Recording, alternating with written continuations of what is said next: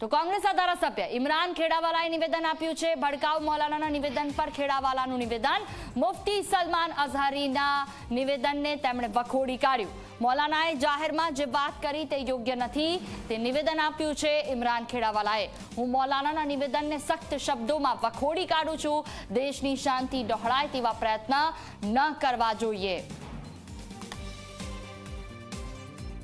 જૂનાગઢના અંદર કોઈ એક ધાર્મિક સભા હતી, ત્યાં મૌલાના તરફથી જે સ્ટેટમેન્ટ જાહેર જ્યાં સ્થળ પર જે કહેવામાં આવ્યું તેને હું વખોડું છું કે ગુજરાતના અંદર અને દેશના અંદર જ્યારે એકતા ભાઈચારાથી લોકો રહેતા હોય ત્યારે આપણે સૌને એક જવાબદારીપૂર્વક કોઈ પણ સ્ટેટમેન્ટ કોઈ પણ ધર્મનો હોય એ વ્યક્તિ ચાહે મૌલાના હોય કે કોઈ પંડિત હોય કે કોઈ મહારાજ હોય તેમણે પણ કોઈ પણ આવા જાતના સ્ટેટમેન્ટ ના કરવા જોઈએ, જેથી કરીને દેશની શાંતિ કે ગુજરાતની શાંતિ કોઈ ઢોળવાનો પ્રયાસ કરે।